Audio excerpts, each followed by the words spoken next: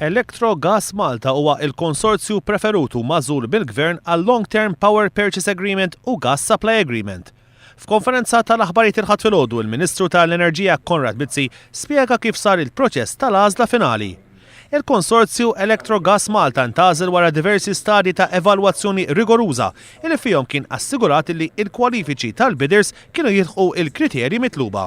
Dan huwa pass iktar qrib lejn it-twettiq tal-pjan tal-Gvern kif kien imwiegħed qabel l-elezzjoni, pjan li se jara l-kontijiet tad-dawl u l-ilma jorħsu b'25% għal familji mill-Marzu tas-sena d-dieħla. Il-pjan tal-Gvern jinsab on track u qed jitwettaq skont it-time frames maqbula.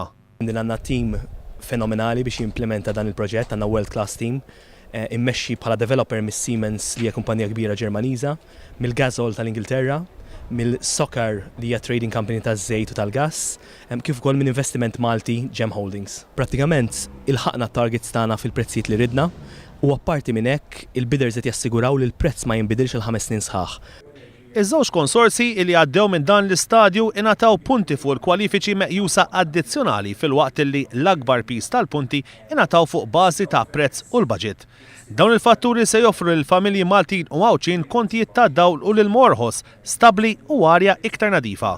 Il-Ministru Konrad Mizzi qal li dan il-pass se jkun qed iwitti t-triq biex pajjiżna ma jibqax totalment dipendenti fuq iż-żejt kif inhu s'issa.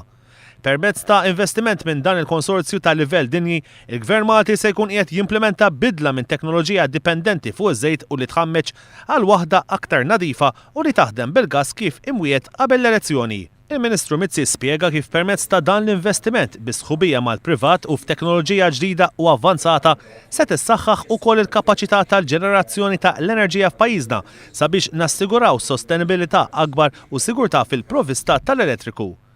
Konrad Mizzi qal ukoll li permezz tal-qalba għal gass il-Gvern ikun qed iwittitri wkoll sabiex nagħlqu il-Power Station tal-Marsa kif ukoll iċ-ċumnija l-antika ta' Dellimara u dan skont l-obbligi Ewropej u kif imwiet lill-familji Maltin u Għawċin. U għafakkar kif il-Gvern beda jaħdem fuq dan il-proġett sa mill-ewwel jum tiegħu fejn ftit inqas minn xahar wara l-elezzjoni il-Gvern ħareġ is-sejħa internazzjonali tal-espressjoni ta' interess u kapaċità għal Long-Term Power Purchase Agreement u Gas Supply Agreement. Oriġinarjament kien hemm 19 il-sottomissjoni xhieda ta' l-interess qawwi f'dan il-proġett fattibbli. Minn 11 il-kumpanija shortlisted dawn niżlu għal 6 sabiex imbagħad 3 konsorzja issottomettew il-bid finali tagħhom.